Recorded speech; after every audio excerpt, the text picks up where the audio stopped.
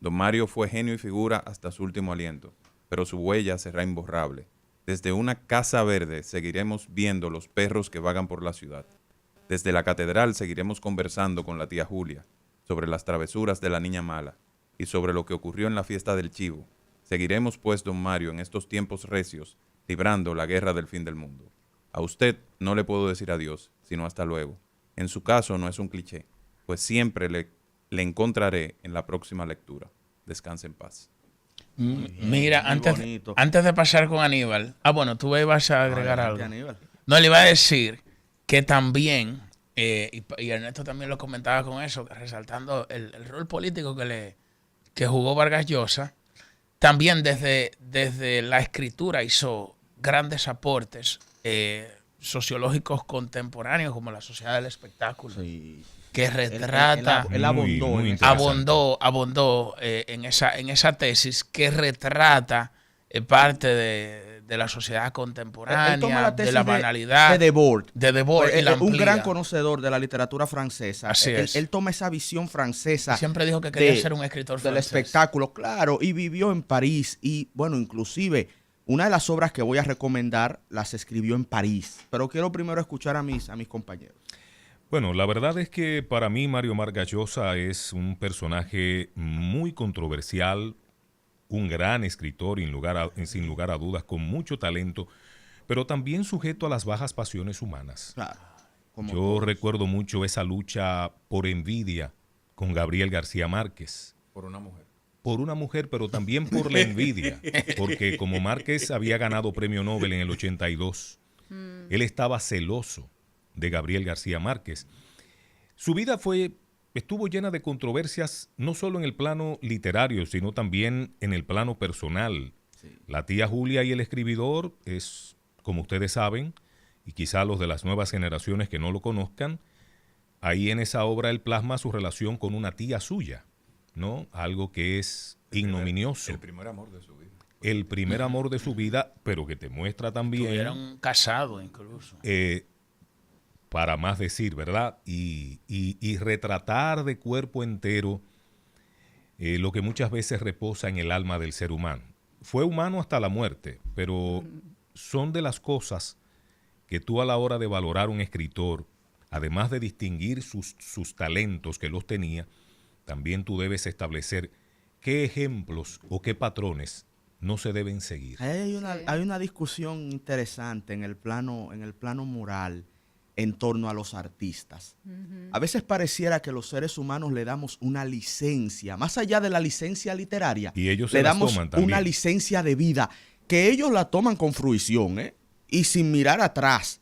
Parece que a los artistas, nosotros quizá en esta idolatría que se suele construir entre el emisor y el receptor de una obra de arte, uno como que le perdona cosas al artista que quizá a otro ser humano no se la perdonaría. Que no se le perdonan a los políticos. No, ni a nadie. Y uno pone por encima de la misma conducta humana y de lineamientos morales la obra de arte. Y eso, te digo, es algo que lo he visto y lo he discutido durante toda mi vida, porque en un momento de mi vida yo llegué a pensar que la moral invalidaba al arte. Ahora estoy medio revisando un poquito algunos de esos Pero conceptos. en esa línea hay que decir también que se decía que Vargas Llosa sonó siempre para el premio Nobel, y se decía que una de las razones por las que nunca se le dio el premio Nobel no era porque la calidad de su obra no lo ameritaba. La calidad de su obra se decía que estaba al nivel de un premio Nobel, pero precisamente por su trayectoria de vida. Ahora yo le tengo una pregunta, y para darle paso a o sea, que por eso él nunca le dieron ¿hasta qué un premio punto? Nobel. Y por sus posiciones y ese es el debate. También. No sé si a ustedes les Por su interesa, posición o de si lo han, derecho. quizá algo que me interesa a mí, no necesariamente le interese al público. Ahora, ¿hasta qué punto la vida de un artista invalida su obra de arte? Es una discusión interesante. Pero mira que sí? Eso es un debate, así es. Mira, interesante. Ahora, una pregunta antes de darle paso a Rafael Paz. Falleció un dominicano premio Nobel de literatura. Porque recordemos que Mario Vargas Llosa adquirió la ciudadanía dominicana. Que le foto. Espérate, Leto, espérate. Mario Vargas Llosa, que bueno que se integrase con nosotros, era dominicano también. Tú sabes. Bueno, él fue una ciudadanía Tú sabes que Mario Vargas Llosa, retrotrayéndome a la parte política de Mario Vargas Llosa, uno de los episodios más interesantes de la política latinoamericana. Don Mario se pasó 2 años anteriores a las elecciones paseando por las cortes europeas y presentándose como lo que iba a ser, porque marcaba casi un 90% de intención de voto en Perú. El próximo presidente de la República Peruana. Se reunió con la reina Isabel, con el presidente de Francia, con todo el mundo, con François Mitterrand. Y fue a un proceso electoral donde todo apuntaba que iba a ganar. Sin embargo, no gana en la primera vuelta y entra en un estado de shock. Se va a la playa, desaparece de la escena pública y cuando retorna le dice a Alberto Fujimori que le iba a entregar la presidencia de la República, que ya él no la quería. Porque su ego se sentía profundamente herido porque los peruanos no lo habían electo de manera mayoritaria. Sin Mario Vargas Llosa se presenta frente al país en esa segunda vuelta y dice, yo voy a ser el presidente de Perú, yo tengo una visión clara, un plan de desarrollo como el que tenía, porque su visión obviamente era una visión neoliberal, pero tenía un fuerte apoyo. Él le ganó a Fujimori la primera vuelta por más de 20 puntos. Pero se destruyó en términos internos en ese proceso y entregó. Fujimori le dice, no, yo no quiero que usted me entregue la presidencia, yo voy a ganar la presidencia en las elecciones. Hizo campaña, Mario Vargas Llosa no hizo campaña y gana Fujimori. Entonces, es uno de los episodios más extraordinarios de cuando una persona, por temas, y aquí viene la parte controversial del personaje, por temas de ego, destruye su carrera política completamente. Y después de ahí, ¿tú sabes lo que hace? Se va a España, renuncia a la nacionalidad peruana, adquiere la nacionalidad española. Entonces, una vida completamente altisonante. Totalmente. Su mayor debilidad fue ese ego, precisamente. Que no pudo acabar con su genio literario, pero acabó con buena parte de su vida. Aparte de ese episodio político que tú retratas y sobre todo su impulso neoliberal, eso, contextualizándolo en América Latina, se produjo en la década de los 50 el derrocamiento de Jacobo Arbenz en Guatemala. Y eso 54. Tuvo una influencia profunda en Latinoamérica porque a él igual le aplicaron el librito, lo acusaron de comunista, le hacía orquesta un golpe de Estado. Eso genera una gran indignación porque Jacobo Arbenz estaba tomando medidas a favor de una reforma agraria que perjudicaba a una de las grandes empresas norteamericanas de ese momento. Y ese hecho histórico, incluso lo reconoce el propio Vargas Llosa, lo reconoce Juan Bosch, es de lo que impulsa, por ejemplo, a Fidel Castro a tener que buscar como aliado una superpotencia para contrarrestar esa influencia o esa indignación norteamericana que existía en ese momento por los golpes de Estado que daba la CIA. Y luego ya deriva diríamos, en una acentuación ideológica con el socialismo. Y es el episodio que radicaliza al Che Guevara en esa línea también. El golpe a Jacobo Arbenz, porque él estaba en Guatemala en ese momento. Un dato histórico había y que el darlo. Presidente actual era del presidente anterior de Arévalo. El presidente actual de Guatemala, apellido Arévalo, es hijo del Arévalo que fue el antecesor de Arbenz. Y del mismo partido. Al Che lo sacan de Guatemala porque él se puso operativo en ese proceso. O sea, el Che comenzó a operar políticamente para contrarrestar el golpe. Es el momento en que él se termina de convencer de la necesidad de una revolución socialista marxista y que además que una vez ganase tenían que limpiar todas las fuerzas que quedaban del régimen anterior para que no le fueran a dar un contragolpe. Bueno, buenos días ante todo. Diría José, vamos a poner ahora la cosa en contexto. Aquí se han dicho muchas cosas. El doctor del Castillo. No, lamentando la muerte de ese grande de las letras, bueno, de la política, pero sobre todo de la literatura, ¿no? Gracias a Dios. Nobel de literatura. Yo recuerdo una de las primeras películas que yo vi de manera consciente. Y cuando digo consciente, con un sentimiento crítico y se llamó Ciudad de Perros, porque algunas de las obras de Don Mario fueron llevadas al cine. Bueno, La tía Julia y el escribidor también fue objeto de ¿Hay una película? Hay una película. ¿Te gustó? Esa no la vi. Ciudad de Perros fue, vuelvo y reitero, porque La tía Julia, el escribidor, es mucho más reciente. Fue una de las películas, no por eso, sino que no tuve oportunidad de verla, pero el libro sí, evidentemente lo leí, refleja ese amor de juventud que se da mucho, esos amores incestuosos entre tía, primos, o sea, eso no es en la cultura latinoamericana primas, ¿no? Eso es parte de la idiosincrasia, ¿no? Que está presente en alguna familia. De ahí aquella famosa frase de que primos con primos se exprimen. Qué pena que no tenemos las cámaras inteligentes para captar los rostros aquí en esta Sí. cámara, en este momento. Sí. No, Tú sabes, porque... O Yo qué, venía- qué estoy pena, viendo- no. yo que Cuando tengo- mira a ver qué bueno que no las tenemos. yo venía escuchando a Aníbal y yo nada más pensaba, pero él no se acuerda de que primo con primo se exprime. Es decir, sí, porque es una realidad. Es una Y- realidad, es una realidad. Pero no deja de ser Pero inmoral. no por ello deja de ser No, cuestionable. claro, evidentemente, por eso son relaciones incestuosas. Incestuosas, correcto. Pero es parte de ese también desarrollo juvenil que se da en algunos casos, ¿no? Porque no quiero decir que eso es una cosa general, pero él lo pudo retratar en una obra, ¿no? Como la tía Julia y el escribidor. Ciudad de Perros, una película fantástica sobre la vida de los cadetes y un libro también fantástico en la Academia Militar. Es una película peruana, creo que fue, fue de cine peruano, aunque otras películas ya han sido, otros libros han sido llevados al cine en otros países. La tía Julia, el escribidor, es fruto de un libro, es fruto de una película, o bien una película que se hace en Hollywood, o sea, ustedes lo pueden buscar.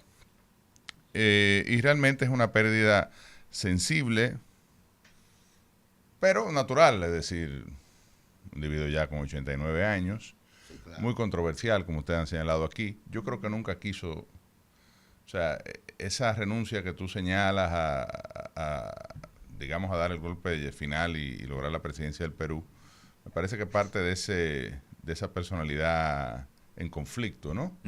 Entre los deseos de hacer política y aportar e ideas claras de cómo llevar a cabo una gestión pública y, bueno, arriesgar la vida de literato, premio Nobel, de artista, digamos, poner eso en riesgo, ¿no? A veces, retrotrayendo la República Dominicana, hay la figura de Juan Bosch se asimila es correcto a ese concepto. Yo pensé en eso. Muchos, en el caso de Bosch, lo plantean a partir del golpe de Estado, correcto, porque también temía que lo mataran si volvía al poder, o que le Sí. dieran otro golpe de Estado. Sí. Entonces siempre se vio don Juan que cuando tenía la oportunidad de dar el golpe final, Se echaba. sí, o empezaba a hacer cosas o a decir cosas O que le hacía fraude Balaguer. que sabía. Bueno, pero también él contribuía bastante. Y la gente en el... Tú que estás leyendo el libro Yo Balaguer, muchacho, te das cuenta de espérate. los grandes aportes que Balaguer le atribuye a don Juan en sus Y que, triunfos, sobre todo. y que en el 66, por ejemplo, aquí nada más le quieren atribuir, Ficcionalizado. aquí le quieren atribuir que solamente a Juan Bosch le hicieron algunos atentados para las elecciones del 66. A Balaguer también le hicieron varios atentados. José, Varios en atentados el y no libro salió de la calle. de Miguel Guerrero sobre el golpe de Sí, hay que Estado del buscarlo, 66. El mismo que saltó la noticia. Si tú miras el argumento de Miguel Guerrero, técnicamente él Dice que plantea, corrió como nunca sin ha corrido decirlo, nadie. que Juan Bosch entregó el poder. Esa es la tesis que subyace. Don Juan siempre quiso ser el líder de la oposición. Es decir, Bueno, de hecho, se Se habla de sentía un cómodo. acuerdo entre Balaguer y él. bueno, Claro. quizás Para El él pacto- ser el líder de la oposición. El pacto de Río Piedra, eso lo dice, ¿cómo se llama Bernardo Vega. Es Pero complejo eso en eso, otro porque contexto. pueden Pero haber estamos hablando de elementos José y verdad. Vargas Llosa, ¿verdad? No, pero ¿qué pasa? No, Que pero vamos eso- a ver la otra campana también, Eso pues. también a veces estamos revictimizando. Claro. O sea, ¿quién fue Y víctima? es el O sea, discurso- ¿tú me entiendes? O sea, es el hay di- que es el Y en lo discurso- político En la aplica política eso. hay Es delicado, En la política- es En la delicado. política hay Bueno, pero al víctima. final don O hay Mario una no lucha quiso ser presidente. en la política hay víctima o hay una O sea, lucha por el bueno, poder. pues lo voy a enmarcar de otra manera. revictimizar a un político, o sea, No, es la sí, lucha por el no, poder. no, Fidel- Quitarle responsabilidad a los Fidel actores decía- que tomaron esa decisión Fidel nefasta decía, contra la si democracia dejas que el dominicana". relato Pero que lo la- marquen tus adversarios, entonces tú estás renunciando a tu propia oportunidad de liderar el relato. Lo estoy parafraseando. El tema es que ese discurso o cáspitas usualmente vienen de adversarios históricos del doctor Bosch. No lo digo por ustedes, porque usted está recogiendo ya notas históricas que vienen de sectores que tradicionalmente adversaron a Juan Bosch. Y el contraste, porque parte del ejercicio nuestro aquí es marcar el contraste. Aunque yo no esté de acuerdo con Miguel, como no puedo estar. Ni yo tampoco. Su perspectiva es una perspectiva interesante que hay que colocar sobre la mesa y hay que discutir. ¿Qué pasa con Vargas Llosa? Hay que buscarlo. Yo voy a buscar ese libro. Gracias por la recomendación. No puedes pensar que la política y la historia es siempre el fruto de una planificación pensada de un lado u otro. O sea, se dan comportamientos naturales, o sea, se generan situaciones, se reacciona, se acciona. Es una lucha. A veces, evidentemente, con un plan, otras veces de acuerdo a la coyuntura. O sea, no todo puede ser blanco y negro, ¿no? Hay matices, hay situaciones. Pero volviendo al caso de Mario Vargas Llosa, pues una pérdida muy sensible. Ahí está su obra. Yo invito a los dominicanos y a los que nos están escuchando, sobre todo a los más jóvenes, a visitarla. Es una obra extraordinaria. Hay un libro que ustedes citaron, La Fiesta del Chivo.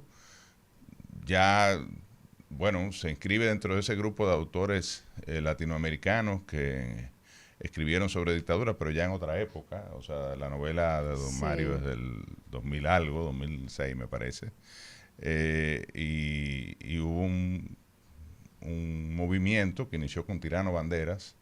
Luego el pez que escupe en el agua, está esta obra que tú mencionabas, El Otoño del Patriarca, del Gabo. Es decir, una serie de obras que en una época pues retrataron ese movimiento que se dio en Latinoamérica de dictaduras, muchas veces dictaduras de derecha, impuestas o solventadas por la CIA, sobre todo ese plan Cóndor en contra después de la victoria de Fidel Castro, en contra del surgimiento de procesos revolucionarios en otros países latinoamericanos, y que colocó a figuras de derecha, militares, el famoso gorilismo, ¿no? Ese proceso de dictaduras militares en América Latina. Pero, nada, les invito, lo que hay que decir de don Mario, celebrar esa vida extraordinaria, un hombre evidentemente polémico, ¿sí? Pero una obra extraordinaria, bueno, premio Nobel. Dominicano. Para los que lo critican, nada más hay que decirle, bueno, premio Nobel de literatura, señores. O sea, léanlo, disfrútenlo, estén de acuerdo o no con él, pero y vean sus películas también. Y si no quieren, no lo lean, porque no es que tampoco sea obligatorio. Cuando yo no vengo, los escucho. Así que el viernes pasado tú decías que cuando veía una película y te gustaba, buscaba el libro. Sí, eso es así. Yo les recomiendo usar esa técnica porque realmente vale la pena disfrutar de don Mario Vargas Llosa. La recomendación que les había anunciado a inicios de la listita que hice de 5 libros que yo particularmente recomiendo, sé que mis compañeros tendrán otros gustos, están libres de decirlo si yo no menciono uno de los libros que más a ustedes les gusten de Mario Vargas Llosa. Ustedes saben que con Vargas Llosa se da, y mi lista más o menos lo refleja, con él se da este transcurso que se dio también con muchas figuras notables que fueron moviéndose en el espectro ideológico, acorde se iban desarrollando los acontecimientos. Con Vargas Llosa se puede decir que él pasa del castrismo a lo largo de su vida y termina en el otro, termina en el otro espectro. Con el tacherismo. Mucha gente. Y el ronaldriguismo. Pero es un proceso de maduración, de superación. Y además, habría que decir, don Mario era un príncipe. Es decir, un individuo de buenos gustos, le gustaba. Elitista, claro, era un hombre elitista. Entonces, él pudo haber tenido un momento, obviamente, donde eso fue una moda. O sea, tú no podías ser joven sin no tener pensamiento socialista, porque entonces había rechazo. Y algunos se han quedado ahí. Bueno, lo decía. Entonces, en un momento, a lo mejor él tenía, como yo he dicho aquí muchas veces, un estómago de derecha y una mente de izquierda, ¿verdad? Entonces, y un corazón de izquierda. El presidente... Después se ajustó y quedó equilibrado en la derecha. El presidente chileno Salvador Allende tiene esa expresión muy, muy hermosa. Ser joven y no ser revolucionario es una contradicción hasta biológica. Hay una pregunta yo lo que creo. Se cae de lo sobre todo en su época. El tema está, no, en todas las épocas. el tema está en la concepción de revolucionario. No lo veamos solo como de izquierda, claro, sino de un motor de búsqueda de cambios. Usualmente es en la juventud. Yo no se da sé, ese Me gustaría que no pasara por alto algo que dijo José, que me despierta una pregunta. ¿El estómago es siempre de derecha? Señores. Bueno, en mi caso es evidente. Yo pensé que- de ese hombre. pero Señores, 5 O libros. sea que eso fue una expresión del gordo Oviedo en un, Eso en se ha un dicho, acto, se ha dicho mucho. en un Él- acto de él lo apoyo. repitió probablemente. Por lo menos es el recuerdo más lejano que tengo.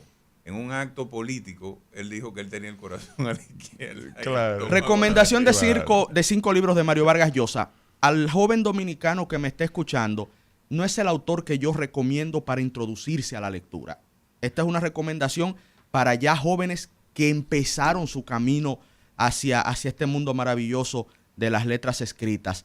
Para empezar a leer, hay lecturas ya quizá de Gabriel García Márquez que sean más abordables. La lectura de Vargas Llosa es un poco densa y como él va armando su mundo, lo hace con estructuras complejas que no invitan a un lector novel. Entonces, estas recomendaciones no es para el que nunca ha leído un libro y quiere empezar ahora a leer. Porque de verdad, créanme, en términos llanos se lo encontraría muy aburrido.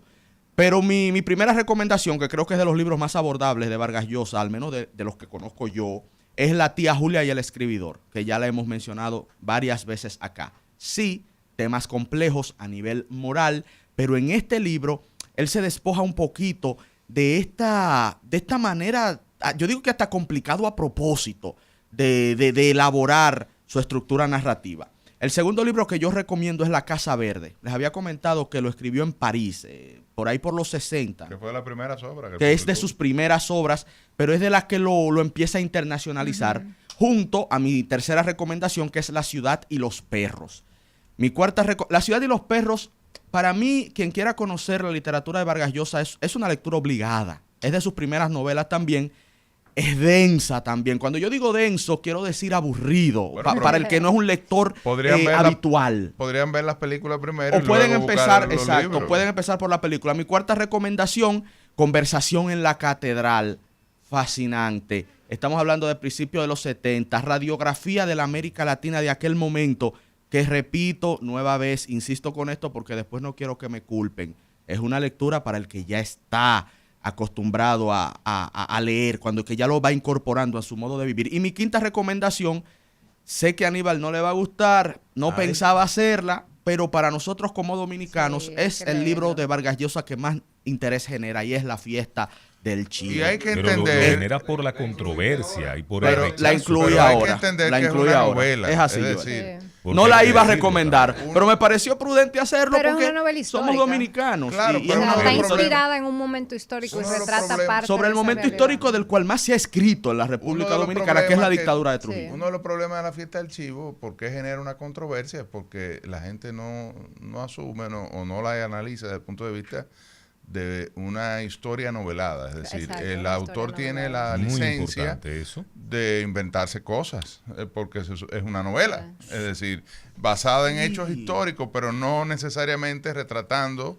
Esa es una Atención al doctor. No esos es hechos un libro de Claro, historia. claro. No tiene Atención No, al para doctor nada. Euclides Gutiérrez Pero, por Félix, ejemplo, que la obra ese no libro que novela. está leyendo Julio Alberto, que está vuelto loco con él, se llama Yo Balaguer.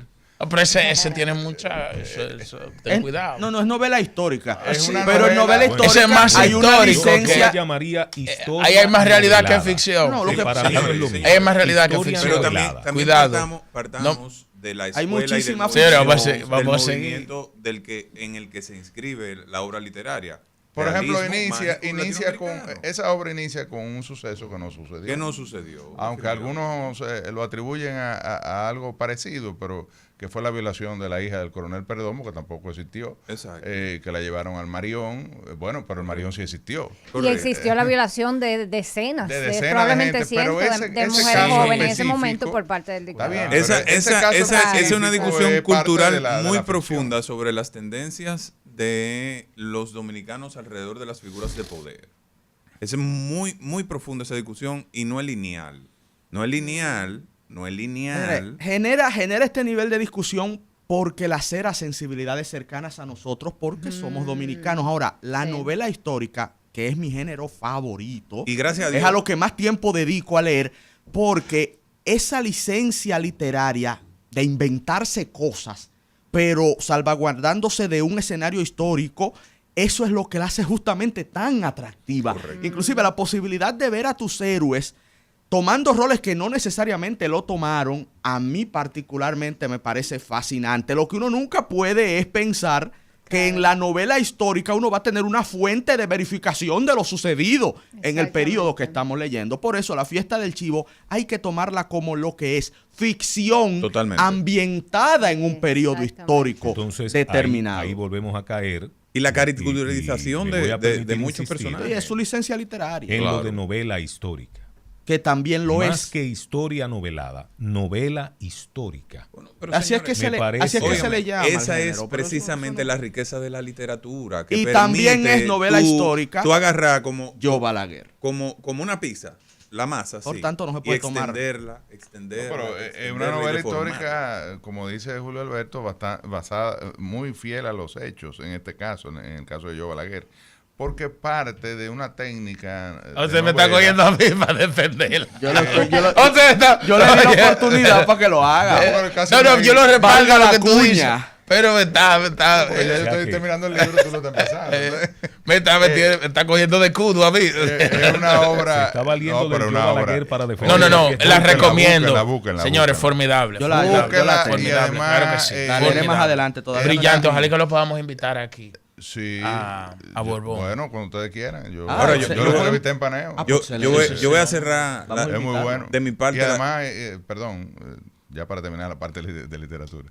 Es autor de otra obra importantísima que ojalá la excelente. Esa la quiero leer. Además, Muerte en Bruselas, hay una ¿verdad? radiografía del movimiento revolucionario dominicano de esos años, de los distintos grupos y cómo se articulaban, y un poquito de la historia del movimiento popular dominicano. De los angelitos que querían establecer la democracia en la República Dominicana, ¿verdad?